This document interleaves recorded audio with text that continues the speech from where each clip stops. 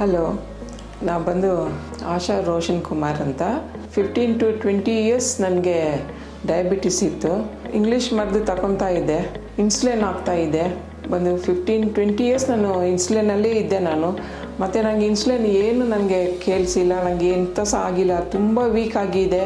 ಒಂದು ಸ್ವಲ್ಪ ದಿವಸ ನಾನು ಇನ್ಸುಲಿನ್ ಬಿಟ್ಬಿಟ್ಟೆ, ನನಗೆ ಬೇಡ ಬಿಕಾಸ್ ಆಫ್ ದ ಪೇಯ್ನ್. ನಾನು every morning, afternoon, night 3 times ನಾನು ಇನ್ಸುಲಿನ್ ನಾನು ತಗೊಳ್ಳೇಬೇಕು, ಇಲ್ಲಾಂದರೆ ನನಗಿರೋದಕ್ಕಾಗೋದಿಲ್ಲ.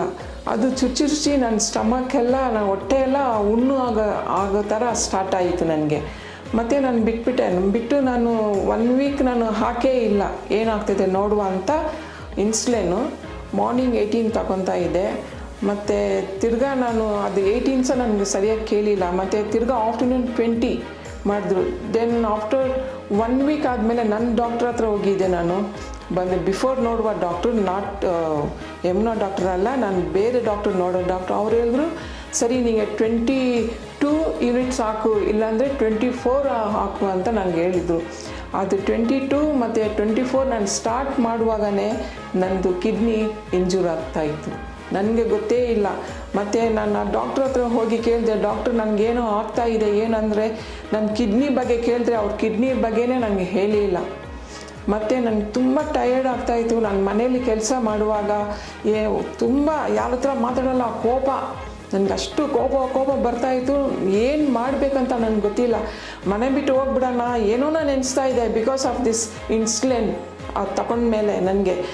ಆಗ ನನಗೆ ಇನ್ಸ್ಟಾಲಲ್ಲಿ ನನಗೆ ಗುರ್ಜಿ ಅವರು ನನಗೆ ಮಾತಾಡ್ತಾಯಿದ್ರು, ಈ ಥರ ಡಯಾಬಿಟಿಸಲ್ಲಿ ಎಲ್ಲ ಬನ್ನಿ, ಒಳ್ಳೆ ಟ್ರೀಟ್ಮೆಂಟ್ ಇದೆ, ಒಂದು ಸತಿ ಬಂದು ನೀವು ವಿಸಿಟ್ ಮಾಡಿ ಅಂತ ಹೇಳಿ. ಸೊ ನೆಕ್ಸ್ಟ್ ನಾನು ನೋಡಿ ನೆಕ್ಸ್ಟ್ ಡೇನೇ ನಾನು ಬಂದೆ ಇಲ್ಲಿ ಗುರ್ಜಿಯಲ್ಲಿ ಬಂದು. ನಾನು ನೋಡಿದೆ, ಎಲ್ಲರೂ ಹೇಳಿದರು ಬೇಡ ಆಯುರ್ವೇದಿಕ್ ಮಾಡಬೇಡ, ಸೈಡ್ ಎಫೆಕ್ಟ್ ಇದೆ ಅಂತ. ನಾನೇ ವಿಟ್ನೆಸ್. ಮಾರ್ಚ್ ತಿಂಗಳಲ್ಲಿ ಬಂದಿದ್ದೀನಿ ಇಲ್ಲಿ ಗುರ್ಜಿಯಲ್ಲಿ. ಬಂದು ವಿದಿನ್ 3 ಮಂತ್ಸಲ್ಲಿ ನಂದು ಇನ್ಸುಲಿನ್ ಕಮ್ಮಿ ಆಗಿದೆ. ಮತ್ತು ಅವ್ರು ಕೊಡೋ ಮೆಡಿಸಿನ್ ಟ್ಯಾಬ್ಲೆಟು, ಯಮುನಾ ಡಾಕ್ಟ್ರು ತುಂಬ ಒಳ್ಳೆ, ಅವ್ರ ಮಾತಾಡ್ದಲ್ಲೇ ನಮ್ಮದು ಎಲ್ಲ ನೋವು ಹೋಗ್ತಾ ಇದೆ ನಮಗೆ. ಬಿಕಾಸ್ ಸ್ಟೆಪ್ ಬೈ ಸ್ಟೆಪ್ಪೇ ಆಗೋದು, ಒಂದೇ ಸತಿ ಆಗೋದಿಲ್ಲ. 3 ಮಂತ್ಸಲ್ಲಿ ನನ್ನ ಶುಗರ್ ಎಲ್ಲ ಡೌನ್ ಆಗಿದೆ. ಬಂದು ಬೇರೆ 4 ಟ್ಯಾಬ್ಲೆಟ್ಸ್ ಕೊಟ್ಟರು ಅಷ್ಟೇ. ಮತ್ತು ಈವನ್ ನಂದು ಕಿಡ್ನಿ ಸಹ ಇಂಜೂರ್ ಆಗಿತ್ತು. ನಂದು ಕಿಡ್ನಿ ಸಹ ನನಗೆ ಇವಾಗ ರಿಕವರ್ ಆಗಿ ನಾನು ತುಂಬ ಚೆನ್ನಾಗಿ ಆರೋಗ್ಯದಲ್ಲಿ ಇದ್ದೀನಿ. ಫಸ್ಟ್ ನಾನು ಎಲ್ಲೂ ಸಹ ನಾನು ಹೋಗೋದಿಲ್ಲ, ಬಿಕಾಸ್ ನಾನು ಹೋದರೆ ಏನಾದರೂ ತಿನ್ನಬೇಕು, ತಿಂದಿಲ್ಲ ಅಂದರೆ ಬೇರೆಯವ್ರಿಗೂ ಬೇಜಾರು, ಎಲ್ಲ ಫ್ಯಾಮ್ಲಿ ಗೆಟ್ ಟುಗೆದರ್. ನಾನು ಹೋಗೋದೆ ನಮ್ಮ ಮನೆಯಲ್ಲೇ ನಾನು ಕೂತ್ಕೊತಾ ಇದ್ದೆ. ಆದರೆ ಇವಾಗ ನಾನು ತುಂಬ ಧೈರ್ಯದಲ್ಲಿ ನಾನೆಲ್ಲ ಔಟಿಂಗೆಲ್ಲ ನಾನು ಹೋಗ್ತಾ ಇದ್ದೀನಿ. So thanks for Gurji. ಮತ್ತು ಯಮುನಾ ಡಾಕ್ಟ್ರು ತುಂಬ ಕೈಂಡ್ ಹಾರ್ಟ್ ಅವರಿಗೆ. ಈವನ್ ಡಾಕ್ಟ್ರ್ ಪಲಕ್ ಸಹ, ಇವರಿಬ್ಬರು ಒಂಥರ ಪ್ರೀಷಿಯಸ್ ಫಾರ್ ಮೀ. ಅಂದರೆ ಒಂಥರ ರಿಲೇಷನ್. ಅವ್ರ ಡಾಕ್ಟ್ರ್ ಅಂತ ನಾನು ಹೇಳೋದಿಲ್ಲ, ಅಷ್ಟು ಅವ್ರು ಮಾತಾಡೋ ಮಾತಲ್ಲೇ ನಮಗೆ ಎಲ್ಲ ಡಿಸೀಸ್ ಹೋಗ್ತಾ ಇದೆ ನನಗೆ.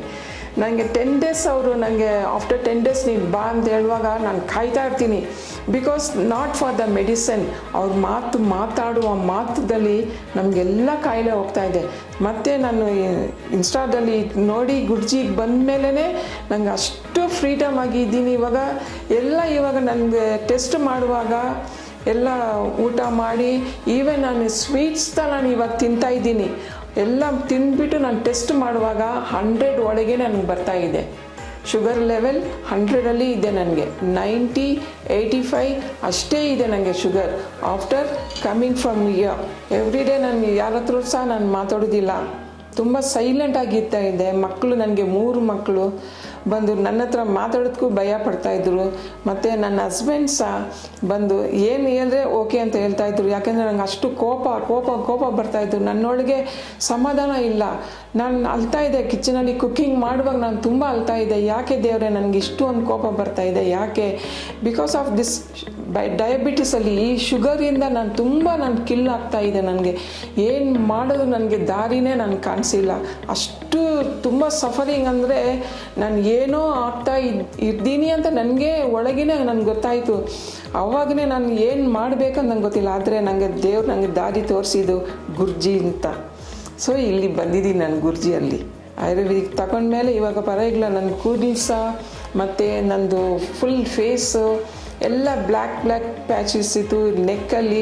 ಇವಾಗೆಲ್ಲ ರಿಕವರ್ ಆಗ್ತಾಯಿದೆ, ನೀವೇ ನೋಡಿ ಎಲ್ಲ ರಿಕವರ್. ನಾನು ಇಲ್ಲಿ ಗುರ್ಜಿಗೆ ಬರುವಾಗ ಇಲ್ಲಿ 2 ಸೈಡು ಫುಲ್ ಬ್ಲ್ಯಾಕ್ ಆಗ್ತಾಯಿತ್ತು ನನಗೆ, because of the kidney injure ಆಗಿದೆ ನನಗೆ. ಅದು ನನಗೆ ಗೊತ್ತಿದ್ದಿಲ್ಲ. ಮತ್ತು ಡಾಕ್ಟರ್ ಎಮ್ನ ಹೇಳಿದರು, ಇಲ್ಲ ನಿಮಗೆ ಕಿಡ್ನಿ ಈ ಥರ ಆಗಿದೆ, ಇಂಜೂರ್ ಆಗಿದೆ, ನಿಮ್ಮ ಡಾಕ್ಟ್ರು ಯಾಕೆ ನಿಮಗೆ ಹೇಳಿಲ್ಲ ಅಂತ ಹೇಳಿದರು. ಆಗ ನನಗೆ ಗೊತ್ತಾಯಿತು, ನೋಡಿ ನಿಮ್ಮ ಫೇಸ್ ನೋಡಿ ಹೇಗಿದೆ ನೋಡಿ ಅಂತ ನೋಡಿ. ಮತ್ತು ನಾನು ತಿರ್ಗಾ ನನ್ನ ಮನೇಲಿ ಹೋಗಿ ನಾನು ಕಣ್ಣಲ್ಲಿ ನೋಡುವಾಗ ಹೌದು ನನಗೆಲ್ಲ ಆಗಿದೆ ಅಂತ. ಈಗ ನೋಡಿ ಲಾಸ್ಟ್ ನಾನು 6-7 ಮಂತ್ಸ್ ಆಗ್ತಾಯಿದೆ, ನನ್ನ ಫೇಸೆಲ್ಲ ನೋಡಿ ಹೇಗೆ ಫುಲ್ ಚೇಂಜಸ್ ಆಗಿದೆ ಆಫ್ಟರ್ ಕಮ್ಮಿಂಗ್ ಇಯರ್. ಅಂದರೆ ಗುಡ್ಜಿದು ಟ್ಯಾಬ್ಲೆಟ್ ಎಲ್ಲ ತಗೊಂಡು ನಾನು ತುಂಬ ವಾಸಿ ಆಗ್ತಾಯಿದ್ದೀನಿ. ಬಂದು ಮದುವೆಗೆ ಹೋಗಿ ಯಾವ ಫಂಕ್ಷನ್ಗೆ ಹೋಗಿ ನಾನು ಬಂದರೆ ಸಹ ಅವರು ನನ್ನ ಹಿಂದೆ ಏನಾದರೂ ಒಂದು ಹೇಳ್ತಾರೆ, ಅದಕ್ಕೆ ನಾನು ಅವ್ರ ಜೊತೆಲಿ ಕುತ್ಕೊಂಡು ತಿನ್ನೋದು.